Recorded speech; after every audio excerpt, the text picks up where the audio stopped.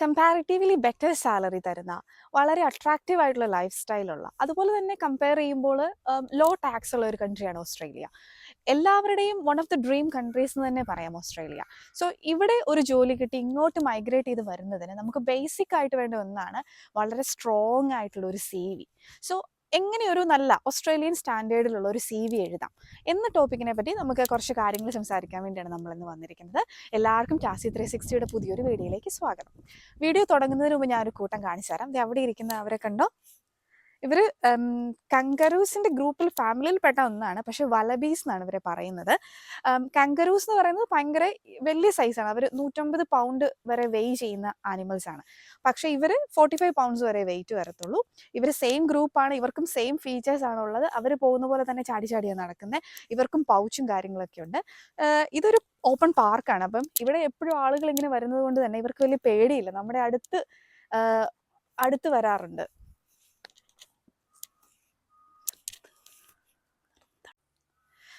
Okay, so CV, resume, ഈ രണ്ട് ടേമും നമ്മൾ വളരെ കോമൺ ആയിട്ട് കേൾക്കുന്നതാണ്. നമ്മൾ നാട്ടിൽ സാധാരണ ഇന്റർചേഞ്ചബിളി യൂസ് ചെയ്യുന്നൊരു വേർഡാണ്. ഇത് തമ്മിൽ എന്തെങ്കിലും ഡിഫറൻസ് ഉണ്ടോ? എനിക്ക് വാസ്തവത്തിൽ അറിയില്ലായിരുന്നു. സോ ബേസിക്കലി US ഇത് രണ്ടും രണ്ടായിട്ടാണ് യൂസ് ചെയ്യുന്നത്. രണ്ടിനും സെപ്പറേറ്റ് മീനിങ് ആണ്. പക്ഷേ ഓസ്ട്രേലിയയിലോട്ട് വരുമ്പോൾ ഇത് രണ്ടും സെയിം മീനിങ് ആണ്. CV എന്ന് പറഞ്ഞാലും റെസ്യൂം എന്ന് പറഞ്ഞാലും ഇപ്പം നിങ്ങളുടെ ഹയറിംഗ് മാനേജർ നിങ്ങളോട് എന്ത് ചോദിച്ചാലും CVയോ റെസ്യൂമോ ചോദിച്ചാലും നമ്മൾ കൊടുക്കുന്ന ഡീറ്റെയിൽസ് സെയിം സംഭവം തന്നെയാണ്.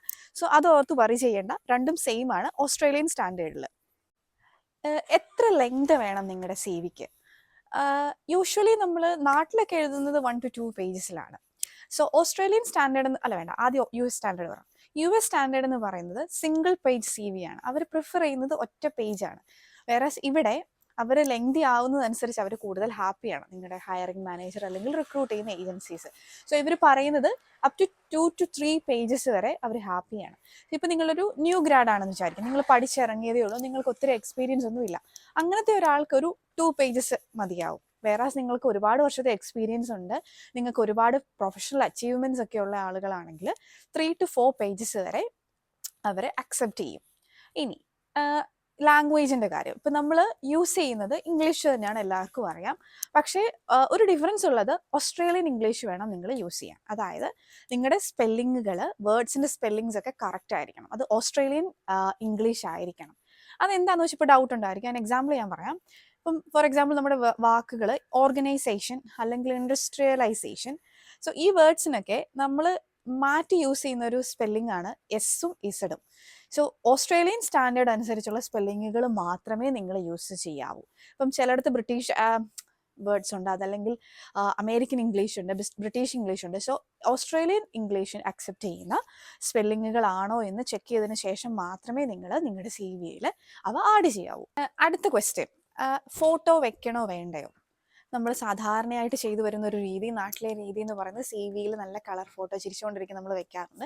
പക്ഷേ ഓസ്ട്രേലിയൻ CVക്ക് ഫോട്ടോയുടെ ആവശ്യമില്ല. അൺലെസ് ഇപ്പം നിങ്ങൾ അപ്ലൈ ചെയ്യുന്ന ഒരു ജോബ് നിങ്ങളുടെ ഫിസിക്കൽ അപ്പിയറൻസിനെ ബേസ് ചെയ്തുള്ളതാണ്. ഫോർ എക്സാമ്പിൾ ലൈക്ക് മോഡലിംഗ് അല്ലെ ആക്ടിങ്, അങ്ങനത്തെ എന്തെങ്കിലും പ്രൊഫഷനൊക്കെ ആണെങ്കിൽ അതുപോലെ തന്നെ നിങ്ങളുടെ ഹയറിംഗ് മാനേജേഴ്സ് സ്പെസിഫിക്കലി പറയുന്നുണ്ട് നിങ്ങളുടെ ഫോട്ടോസ് ഉള്ള CV വേണം. ഇങ്ങനെ 2 കണ്ടീഷൻ ആണെങ്കിൽ മാത്രം നിങ്ങൾ ഫോട്ടോസ് വെച്ചാൽ മതി, അല്ലെങ്കിൽ ഫോട്ടോസ് വെക്കേണ്ട ആവശ്യമില്ല. ഓക്കെ. പിന്നെയുള്ള കാര്യം, നമ്മൾ CVയുടെ ഫസ്റ്റ് പാർട്ടിൽ നമ്മൾ പേഴ്സണൽ ഇൻഫർമേഷൻ വെക്കുമല്ലോ. എന്തൊക്കെ പേഴ്സണൽ ഇൻഫർമേഷനാണ് സാധാരണ വെക്കാറ്?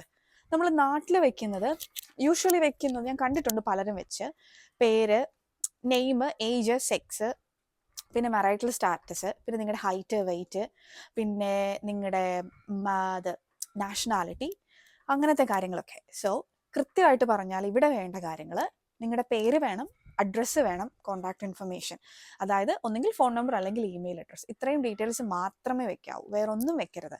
കാരണം അങ്ങനെ പറയുന്നതിന് സ്പെസിഫിക് റീസൺ ഉണ്ട്. അതൊരു ബയാസിന് കാരണമാകാം എന്നാണ് പറയുന്നത്. അതായത് CVയെ ഡിസ്ക്വാളിഫൈ ചെയ്യാം.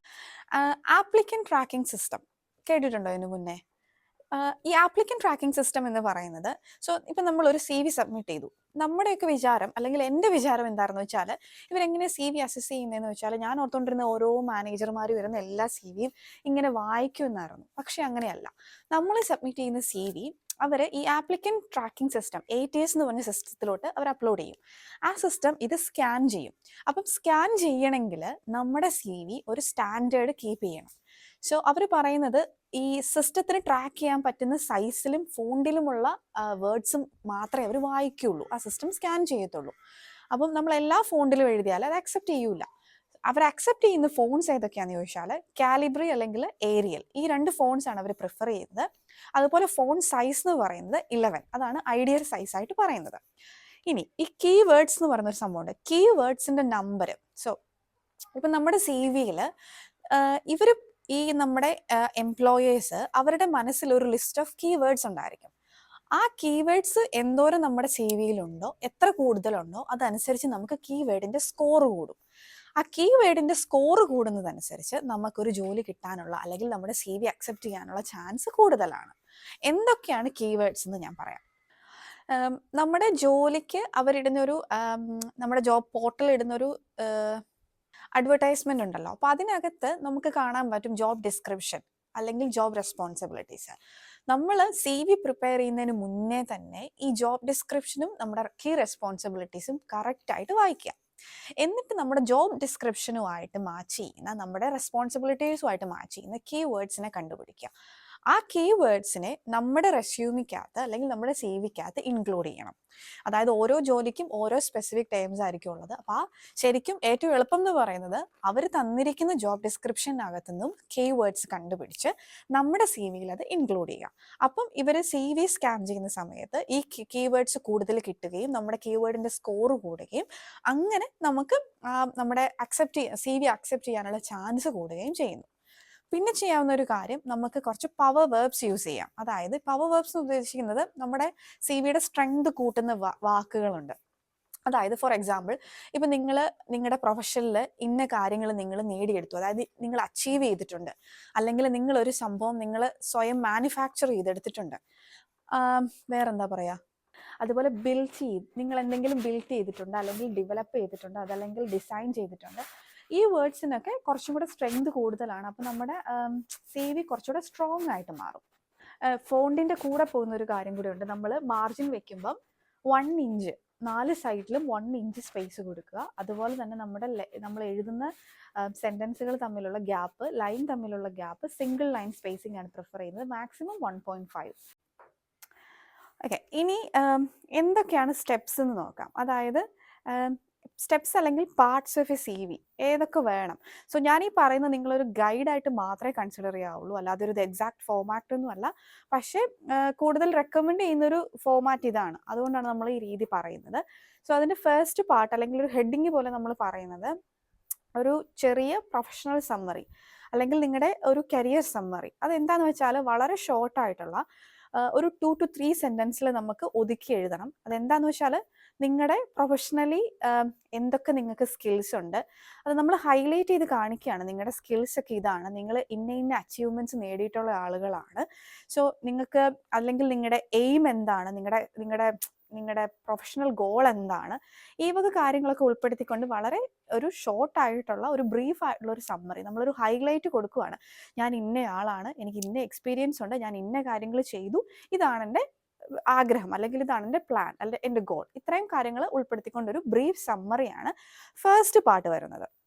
ഇതൊരു മാൻഡേറ്ററി ആയിട്ടുള്ള കാര്യമല്ല, പക്ഷേ മോസ്റ്റ്ലി റെക്കമെൻഡഡ് ആണ്. ഉണ്ടെങ്കിൽ ഒരു എന്താ പറയുക, ഒരു വെയിറ്റേജ് പോലെ കിട്ടുന്ന ഒരു സംഭവമാണ്. ഇനി രണ്ടാമത് നമുക്ക് കൊടുക്കാൻ പറ്റുന്നത്, നമ്മൾ ചെയ്യാൻ പോകുന്നത് പ്രൊഫഷണൽ എക്സ്പീരിയൻസ് നമുക്ക് കൊടുക്കാം.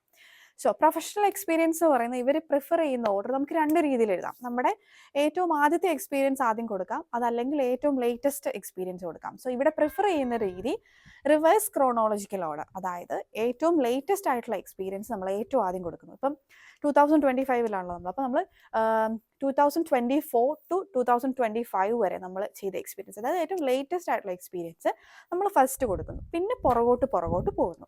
അതാണ് റിവേഴ്സ് ക്രോണോളജിക്കൽ ഓർഡർ എന്ന് പറഞ്ഞുകൊണ്ട് ഉദ്ദേശിക്കുന്നത്.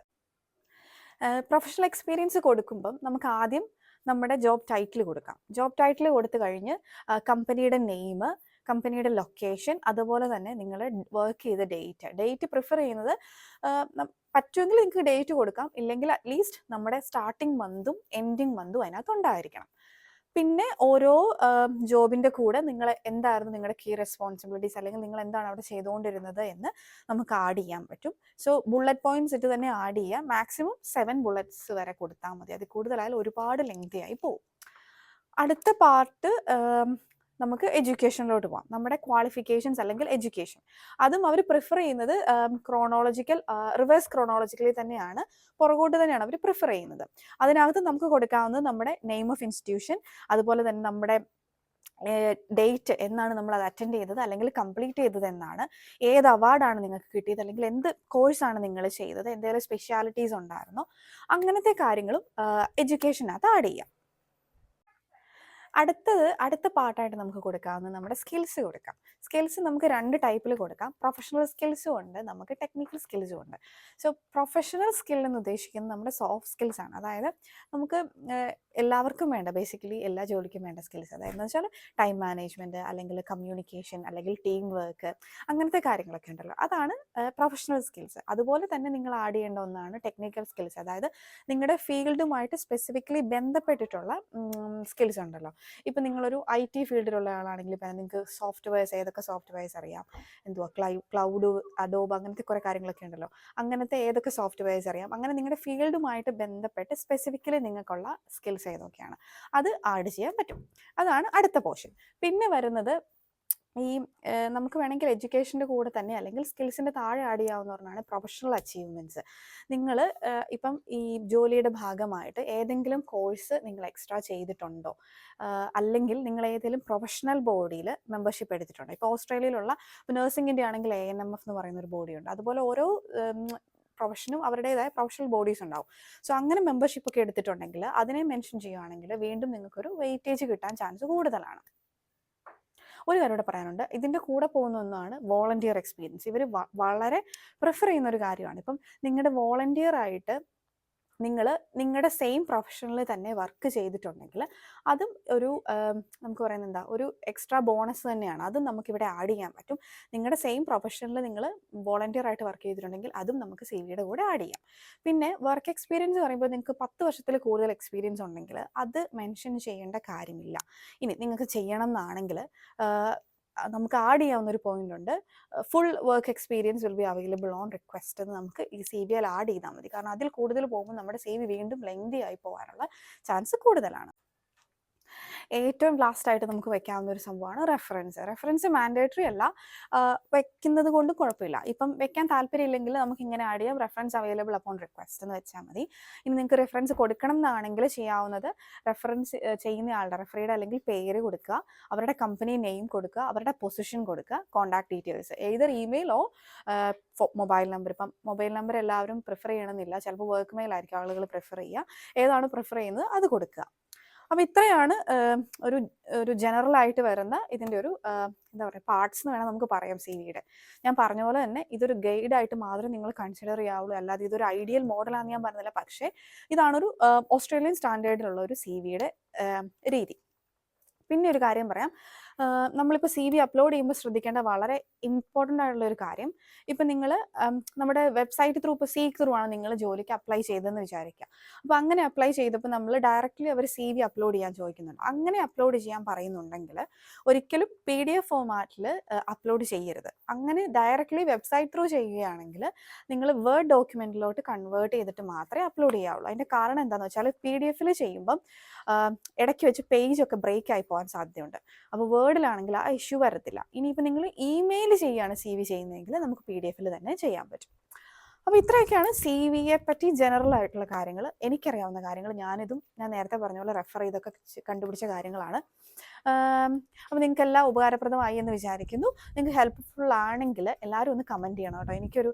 എനിക്ക് തന്നെ സ്വയം ഒരു ഡൗട്ടാണ്, ഞാൻ ഈ പറയുന്നതുകൊണ്ട് ആർക്കെങ്കിലും ഗുണമുണ്ടോ ഇല്ലയോ എന്നൊക്കെ ഒരു സംശയമുണ്ട്.